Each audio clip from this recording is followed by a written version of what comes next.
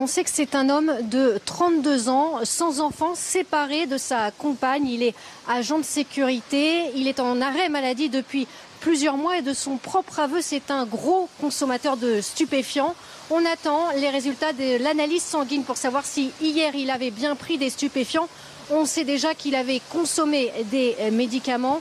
La garde à vue, elle a été très compliquée car ses propos sont flous, voire incohérents. Écoutez à ce sujet le procureur adjoint de Meaux. Les auditions s'avèrent très compliquées, floues. L'intéressé tient des propos incohérents. Il nous déclare avoir consommé une quantité importante de médicaments le 13 août, soit la veille des faits, notamment une plaquette d'Antarène et un tube entier d'Afalgan codéine.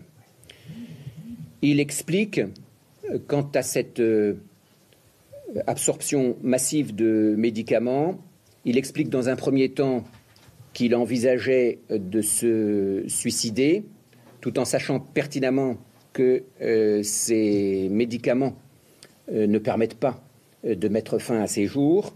Et puis, dans un deuxième temps, il explique que finalement, c'était pour mieux dormir.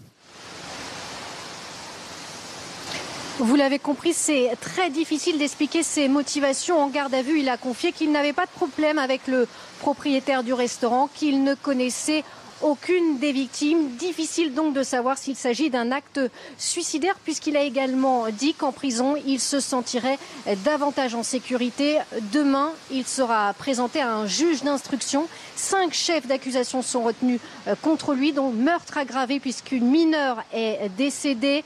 5 personnes sont toujours grièvement blessées, dont une femme d'une quarantaine d'années dont le pronostic vital est toujours engagé. 7 autres personnes sont plus légèrement touchées.